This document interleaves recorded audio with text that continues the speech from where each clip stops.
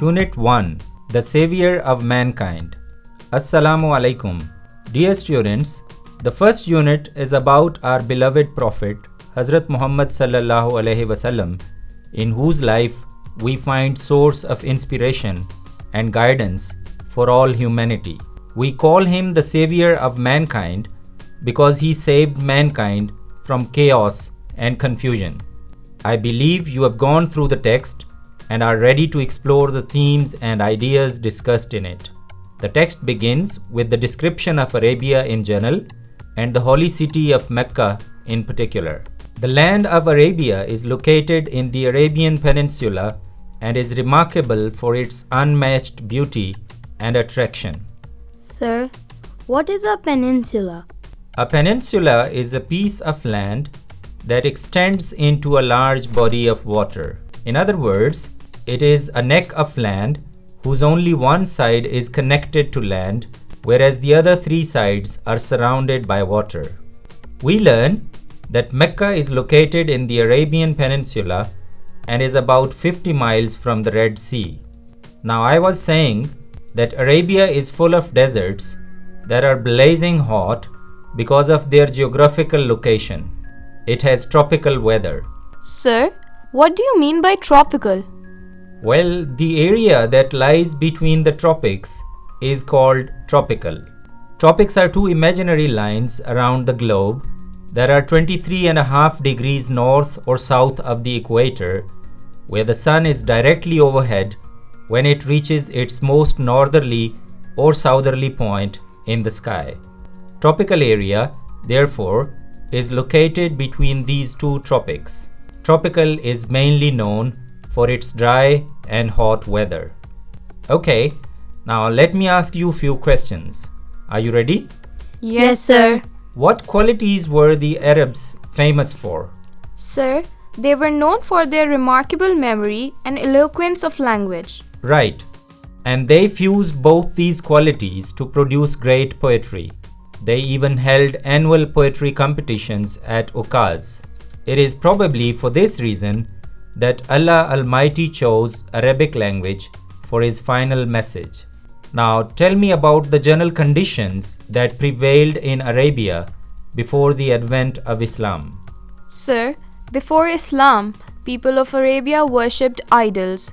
Ignorance, arrogance, vengeance, and injustice were common.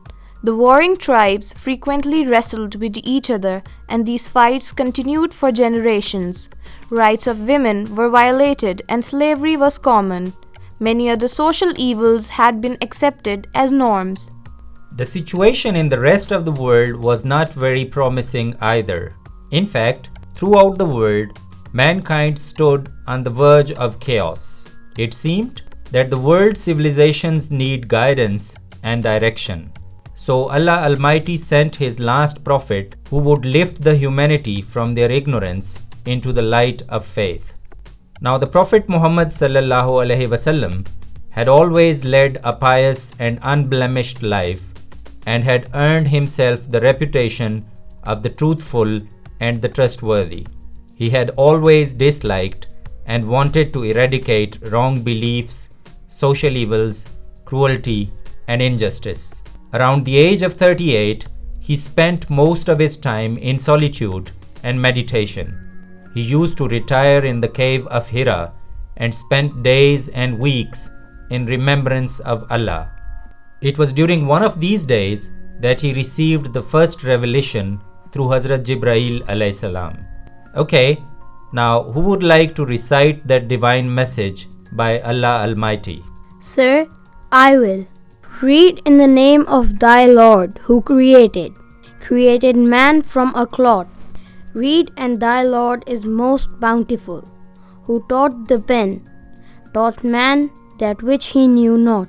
And when was Muhammad sallallahu alaihi wasallam bestowed with the prophethood?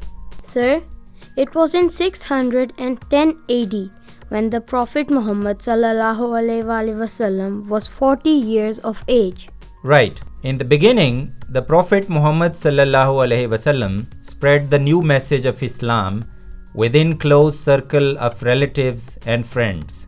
Gradually, however, he started preaching the oneness of Allah and the unity of mankind publicly. His mission was to destroy the nexus of superstition, ignorance, and disbelief. He set up a noble conception of life and led mankind to the light of faith and divine bliss. But the message of Islam greatly infuriated the pagan Arabs. Do you know why? Sir, because this belief was a threat to their dominance in the society. That's right. So the pagan Arabs started mounting pressure on the Holy Prophet ﷺ and his followers. They wanted the Prophet ﷺ and his followers to believe in the idols and shun their faith in one God. The pagan Arabs used all sorts of influence and pressure. Once they sent a delegation to the Prophet Muhammad ﷺ's uncle, Hazrat Abu Talib. They told Hazrat Abu Talib to restrain his nephew from preaching Allah Almighty's message or face their enmity. Now Hazrat Abu Talib was a very kind and caring uncle. He sent for his nephew and explained to him the whole situation. And do you know how the Prophet ﷺ replied to his uncle? Yes, sir. The Holy Prophet ﷺ said, "My dear uncle, if they put the sun in my right hand and the moon in my left, even then I shall not abandon the proclamation of the oneness of God. I shall set up the true faith upon the earth or perish in the attempt." Exactly. Hazrat Abu Talib was greatly moved by the firm resolve of the Prophet ﷺ, and he decided to protect his nephew at all cost. Sir, I've read in our Islamic studies book that the early Muslims were in minority and they had to face many difficulties. They had to bear social boycott and receive torture and threats. That's right. But the divine guidance of Allah Almighty, the unflinching determination of the Prophet ﷺ, and their firm belief in truth encouraged them, and they encountered all the challenges with grace and dignity. Within next few years, the Prophet ﷺ led these early Muslims to the highest pedestal, both in spiritual and worldly domains. He united the warring tribes of Arabs with a common and noble cause for humanity and proved to be a vital force behind Arab conquests which shaped the subsequent history of man. In fact, he is considered to be the most influential figure in history. One great historian, Michael Hart, is of the view that Muhammad ﷺ completely transformed the social and political fabric and established religious practices by preaching the new faith.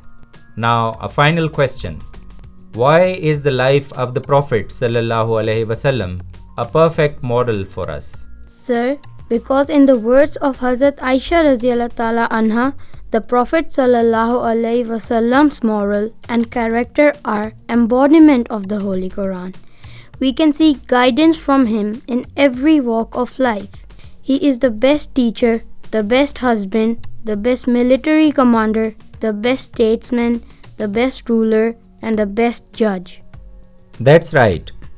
Our Prophet Muhammad ﷺ is a luminary and a real savior of mankind. His teachings provide a perfect antidote to all ills that humanity has ever faced or will face in times to come. May Allah bless us to love Him and to follow in His footsteps, to be successful both in this world and in the world hereafter. Amen.